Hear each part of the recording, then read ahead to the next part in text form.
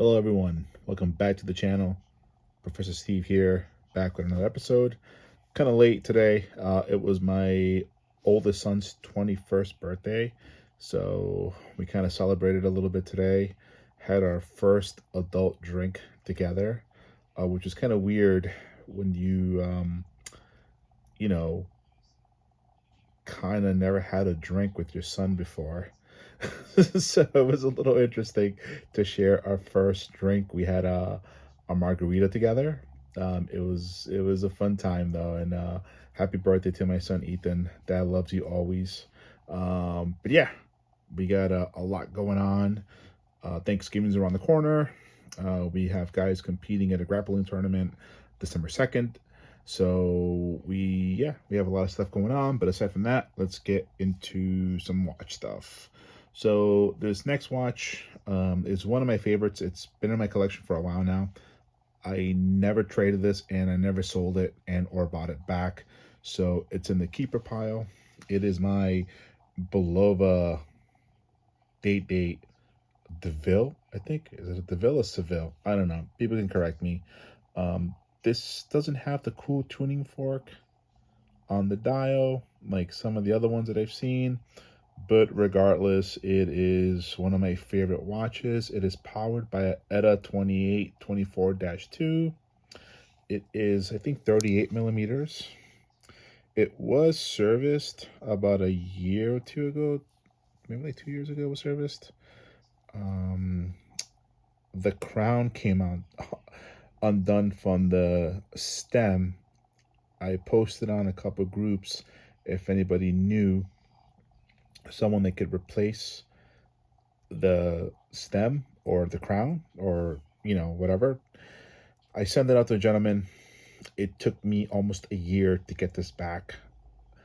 I don't even know if the watch was serviced. I can't tell. It ran fine before it left, even with the crown not working properly. I believe this is an aftermarket crown. That's the crown that was with the watch. I don't think it's a Bulova signed crown. No, there's no signage on there. Again, I'm not a big stickler. I bought this for $60 off eBay about, I think, 5-6 years ago. So right when I was getting into the hobby, I found this. It reminded me of a Rolex Daydate. And it has a little bit of history. It's Bulova, New York, but this is Swiss made. But yeah, back to what I was saying. I think, yeah, I don't know. I was disappointed in the service, to say the least. It was running. I never timed this. I never put on a time grapher, so I don't know exactly the details of what it was running, but it was running. I kept getting messages about needing more money as he broke the watch down more and more. And I was kind of taken back because I befriended a gentleman with a Mito Commander with the same movement, and he texted me asking me if my watch had his watch parts in it. And it was this huge debacle. So guys, ladies, be careful who you send your watches to get serviced. I don't know. Again, I cannot tell if it was serviced or not. All I know is that the crown and the stem were put together. Now, in retrospect, when a little more educated with watches and servicing and stuff like that, that would have been an easy fix. The watch was running and it was running good. All it needed was basically the stem to be rethreaded to the crown. Back then, I wasn't as comfortable as I am now fiddling around with the watches. But not only that, I have my buddy Adam from Times Square Jewelers, close to my house. He does all my servicing now, and a couple friend of mine's. And we've never had any complaint with Adam. His prices are fair, right? And stuff gets done within a week or two. I spent 9 months. This other gentleman spent 2 years trying to fix this Mito Commander. He loved it. I was like, hey, bud, just tap out. Give up. It's the guy destroyed the dial. He destroyed the glass. It was missing parts, and we kept being hounded. Both him and I kept getting hounded for more money. For me, was a simple service.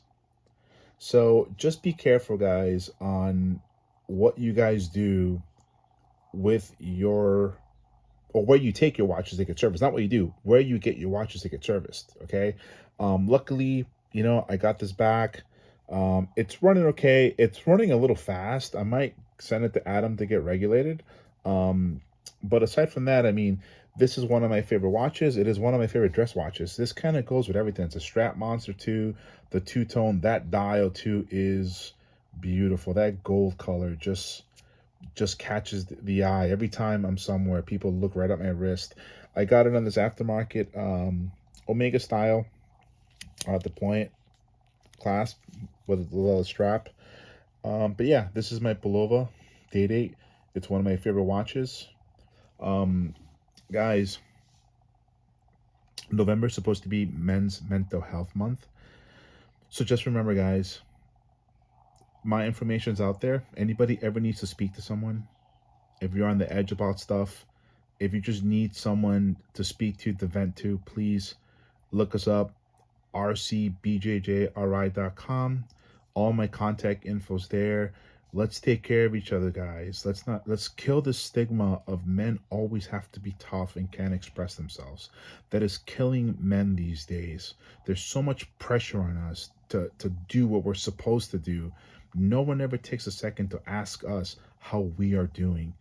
I will take that second. I will listen to you. Okay, guys? So please, again, thank you for everything. Thank you for the views, the subscriptions, the likes, the comments. I'm going to put some more jiu-jitsu content up tomorrow too as well, guys. So again, a little bit of a longer video. But yeah, again, like, share, subscribe, tell a friend. I appreciate it, guys. Have a happy Thanksgiving, everyone. Los.